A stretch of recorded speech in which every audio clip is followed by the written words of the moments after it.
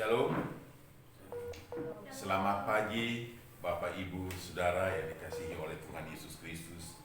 Dimanapun Bapak Ibu Saudara berada pagi hari ini yang menyaksikan ibadah live streaming pagi hari ini, saya yakin dan percaya kita sama-sama diberkati melalui kebenaran firman Tuhan. Tema kita hari ini adalah tetap beriman walaupun sukar. Saya ulangi lagi, tetap beriman walaupun sukar. Sebagaimana firman Tuhan tadi sudah dibacakan bersama-sama dan kita melihat, Rasul Paulus menggambarkan keadaan manusia pada akhir zaman adalah sukar, akan datang masa yang sukar. Nah, masa yang sukar yang digambarkan oleh Paulus di sini adalah perilaku hidup manusia makin hari makin bertolak belakang dengan kebenaran firman Tuhan. Kita melihat tadi, manusia akan mencintai dirinya sendiri dan menjadi hamba uang. Selanjutnya bahkan mereka tidak mempedulikan agama, tidak tahu mengasihi, berontak terhadap orang tua. Secara lahiriah mereka ibadah, tetapi pada hakikatnya mereka memungkiri kekuatannya. Artinya, Bapak Ibu Saudara sekalian, kehidupan manusia makin hari di zaman akhir ini makin bertolak belakang dengan firman Tuhan. Makanya Paulus menggambarkan di dalam Timotius ini, Paulus memerintahkan kepada Timotius untuk semangat dalam melayani Tuhan di masa yang sukar. Paulus mengingatkan kepada Timotius untuk tetap semangat walaupun sukar. Sukar di sini karena firman Tuhan mengajarkan lain, manusia mempraktikkan lain. Contohnya Bapak Ibu, orang yang tadinya mengasihinya semangat, mengasihinya begitu luar biasa, tiba-tiba karena corona meluluhlantahkan dunia, kasihnya terhadap sesama makin dingin. Bahkan lebih mencintai dirinya sendiri, akan menjadi pribadi yang egois, pribadi yang mementingkan diri sendiri, tidak peduli orang lain. Padahal sekali lagi itu bukan ajaran Tuhan. Tuhan mengajarkan kita ada dua hal, hubungan dengan Tuhan, hubungan dengan sesama. Itu tidak bisa diganggu gugat. Kasihilah Allahmu, kasihilah sesamamu. Itu tidak bisa diganggu gugat, tidak bisa digantikan dengan apapun. Itu sudah harga mati. Sekarang, kehidupan manusia mempraktikkan hal-hal yang bertolak belakang. Karena apa? Karena masa sukar. Paulus mengingatkan Timotius agar Timotius tetap semangat dalam melayani Tuhan walaupun di masa yang sukar. Tetap semangat dalam melayani Tuhan. Itu yang Paulus gambarkan, masa-masa yang sukar. Karena apa? Kehidupan manusia secara lahiriah semangat ibadah. Kelihatannya semangat ibadah, tetapi di luar ibadah mempraktekkan hal-hal yang bertolak belakang, berlawanan dengan firman Tuhan. Nah, Paulus menggambarkan sebagai umat Tuhan diperhadapkan kepada dua pilihan. Mau melawan arus atau mau memilih kompromi. Mau melawan arus walaupun sukar, atau mau memilih kompromi, sekongkol, sepakat menjadi batu sandungan. Kita pilih. Dunia menawarkan sesuatu yang kelihatannya menggiurkan. Dunia suguhkan sesuatu yang kelihatannya menggiurkan, tapi ujungnya adalah maut. Dan orang lebih cenderung memilih hal-hal yang menggiurkan, walaupun hanya bersifat sementara. Hal-hal yang kelihatannya luar biasa, tapi hanya sesaat. Kemudian menggiring dia untuk masuk ke dalam kebinasaan. Ini yang sekarang ini Paulus menegaskan sekali kepada kita yang percaya kepada Yesus. Kita diperhadapkan kepada pilihan. Memilih mana? Mau melawan arus dunia ini, tetapi ujung-ujungnya ada mahkota, ada kebahagiaan, ada sukacita, ada berkat yang disiapkan di balik itu, tapi Tuhan mau kita melawan arus. Bapak Ibu Saudara sekalian yang dikasihi oleh Tuhan Yesus Kristus, saya kira kita semua pernah belajar yang namanya berenang. Pasti ada yang belajar yang namanya menyeberang sungai. Coba Bapak Ibu, andai kata Anda berenang, Bapak Ibu Saudara berenang melawan arus, rasanya gimana? Berenang melawan arus. Saya masa kecil sering-sering nyebrang sungai. Di daerah saya banyak sungai-sungai besar. Orang tua bilang nyebrangnya dari sini. Nanti kamu munculnya di sana. Kamu akan masuk sampai ke pinggirnya di sana. Ya. Tidak ada orang yang hebat. Lurus keluar ke sana, enggak ada. Sehebat apapun itu enggak. Apalagi melawan arus. Tetapi kita diajarkan Tuhan untuk melawan arus. Arus apa? Dunia ini. Arus apa? Pergaulan dunia ini, kesenangan dunia ini, hawa nafsu dunia ini, keegoisan dunia ini, keserakahan dunia ini. Itu yang Paulus mengajarkan kepada Timotius. Karena Timotius adalah seorang gembala, seorang pemimpin, harus mengajarkan hal-hal yang benar kepada jemaat. Walaupun kelihatannya berat, tetapi kita melihat, kita melewati semua itu, apa yang Tuhan siapkan bagi kita. Jadi tema kita hari ini adalah, Bapak Ibu Saudara sekalian, tetap beriman walaupun sukar. Tetap beriman walaupun sukar. Dalam menghadapi masa sukar, kita ditawarkan hal-hal yang kelihatannya menggiurkan. Dalam menghadapi masa-masa sukar, kita ditawarkan hal-hal yang kelihatannya enak, hanya bersifat sesaat. Sampai-sampai kita lupa diri, lupa Tuhan, lupa ibadah, dan ini berbahaya. Ingat, penyakit silih berganti akan terjadi di bumi ini. Sekarang corona belum berakhir, muncul lagi penyakit di Afrika, muncul lagi penyakit di Inggris. Kita mau lari kemana, Bapak Ibu Saudara sekalian? Dan ini yang Paulus gambarkan. Manusia berada pada zaman akhir. Dan keadaan manusia seharusnya pada zaman akhir makin hari makin baik. Ini malah sebaliknya, makin hari makin berlawanan arus, melawan firman Tuhan. Saya tidak jamin vaksin ini satu-satunya penyembuh total, enggak. Masalahnya Alkitab tidak kasih tahu begitu. Secara usaha, kita usaha. Secara manusia, ilmuwan usaha sampai hari ini. Ilmuwan terhebat di bumi ini mengadakan observasi di sana sini, penelitian sana sini, riset sana sini, sampai hari ini belum menjawab penyakit ini. Sebagai orang yang percaya kepada firman Tuhan, percaya kepada Tuhan Yesus, saya mau katakan jawabannya ada di sini. Dengan iman kepada Yesus, jawabannya ada di sini. Vaksin yang sebenarnya ada di sini. Ini yang kita lihat, Bapak Ibu Saudara sekalian. Poin yang pertama adalah bagaimana supaya kita bisa bertahan dan melayani, tetap beriman di masa yang sukar. Yang pertama adalah dengan cara doa dan membaca kitab suci. Dengan cara berdoa dan membaca firman Allah. Disitulah letak kekuatan kita untuk bertahan dan melawan arus dunia ini. Di dalam doa ada kekuatan yang dahsyat. Di dalam firman Allah ada kekuatan yang dahsyat untuk kita bertahan di dunia ini. Dunia ini tidak ada yang aman, Bapak Ibu Saudara sekalian. Jangan bilang saya mau lari ke Manado sana saya aman. Gak ada. Yang aman itu saya sudah pulang dari dunia ini. Baru tempat yang aman. Aman di tangan Yesus, aman di tangan Manado. Enggak ada, di situ Alkitab kasih tahu. Aman di dunia ini enggak ada. Aman di tangan Yesus, Bapak Ibu Saudara sekalian. Jangan cari aman di dunia ini. Enggak ada dunia ini aman.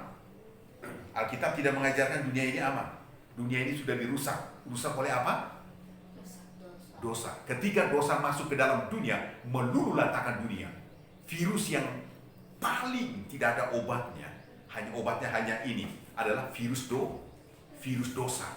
Virus dosa meluluhlantakkan bumi ini dan ujungnya membawa orang ke neraka kalau tidak bertobat. Itu virus yang mematikan, virus yang membahayakan, membunuh, kematian di dunia dan kematian kekal. Itu virus dosa. Orang lebih takut kepada virus yang hanya membunuh jasmani, tapi dia tidak takut virus yang membunuh kematian jasmani dan kematian rohani, kematian kekal. Itu virus dosa. Ingat Bapak Ibu Saudara sekalian. Jadi poin yang pertama, untuk menghadapi masa yang sukar, yang pertama adalah dengan cara berdoa dan membaca firman Allah.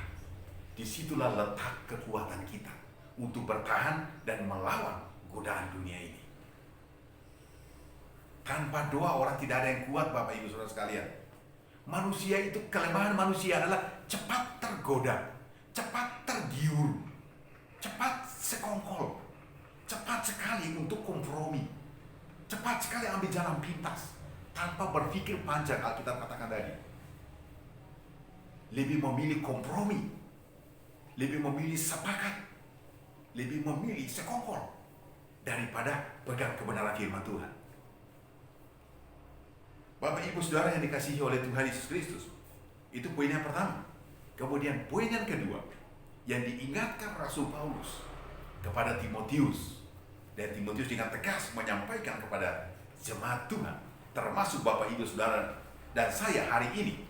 Poin yang kedua adalah tetap beriman dalam melayani Tuhan meskipun sukar.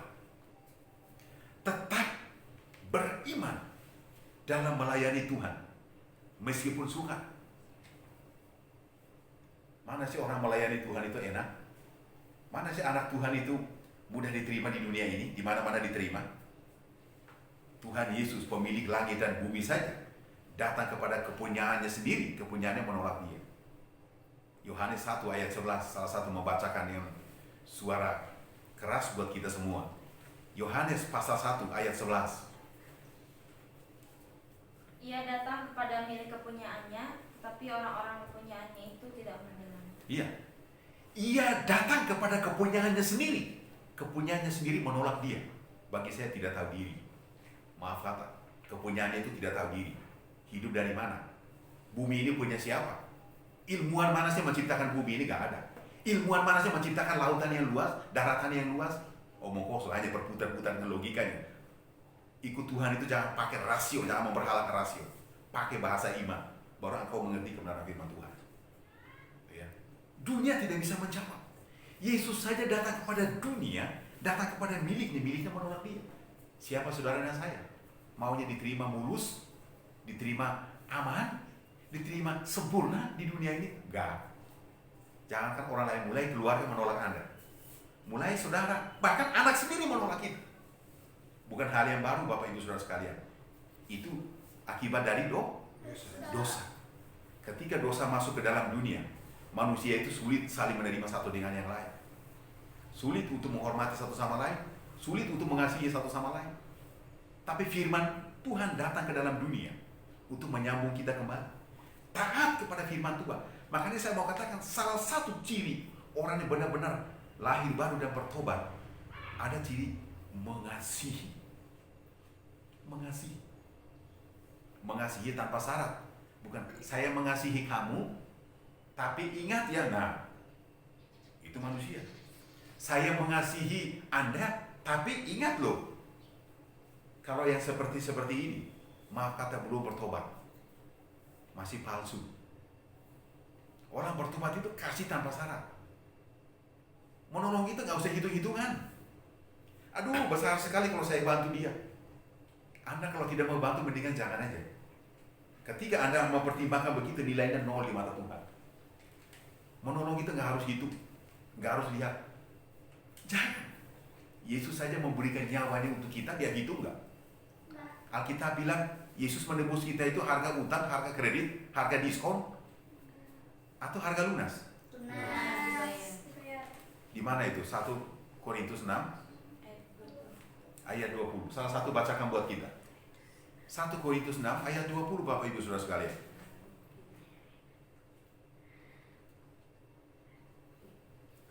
Atau Rena bisa membacakan buat kita? Rena bisa membacakan 1 Korintus 6 ayat 20.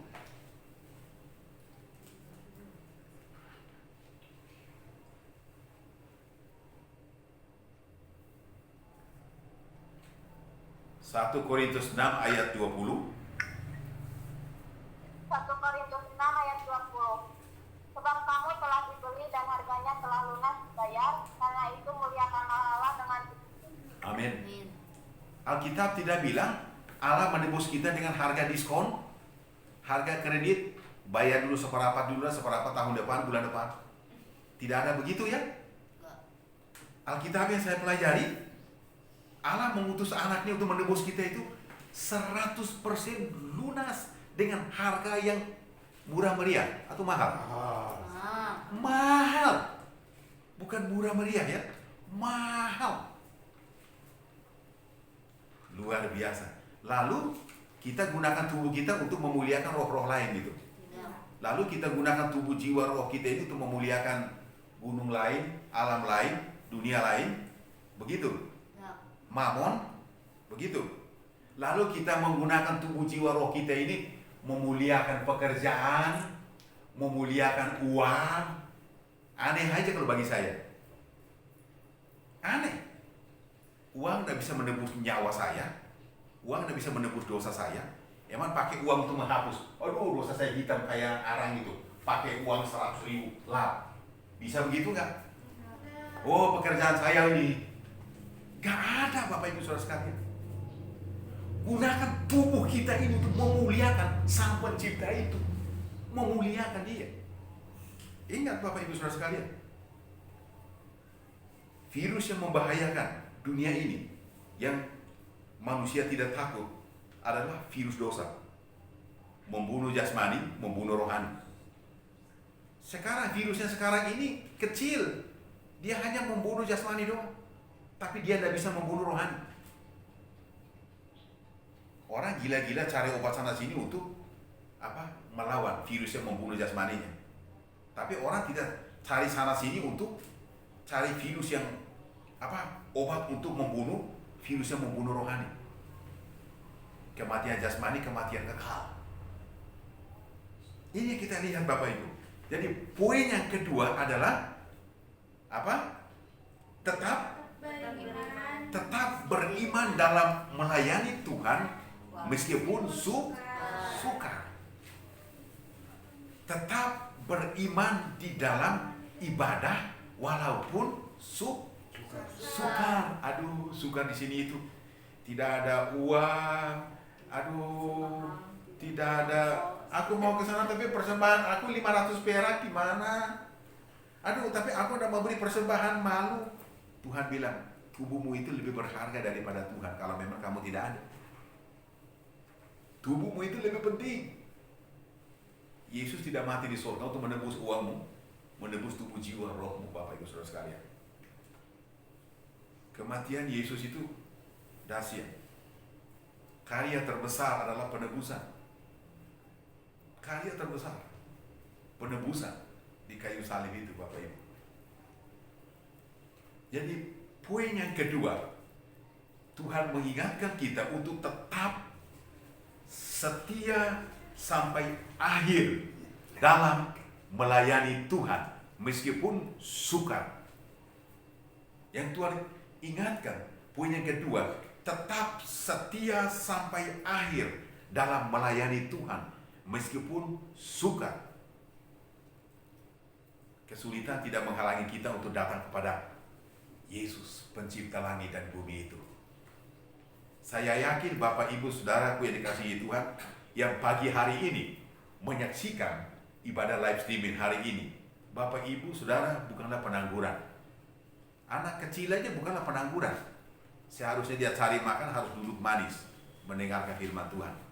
Seharusnya belajar, seharusnya bermain di gunung sana, di sungai sana, di mana hari ini menempatkan diri duduk manis untuk mendengarkan firman Tuhan. Firman Tuhan luar biasa.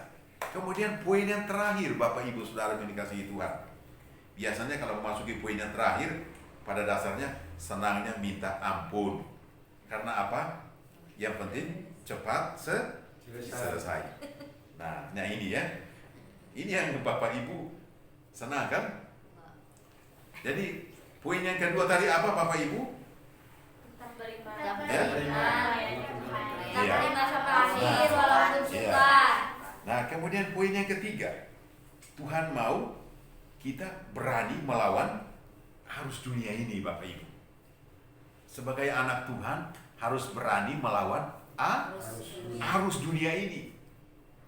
Sebagai anak-anak Tuhan harus berani melawan keinginan daging, kesenangan dunia, hawa nafsu, keserakahan, ketamakan, keegoisan. Kita melawan itu, mementingkan diri sendiri,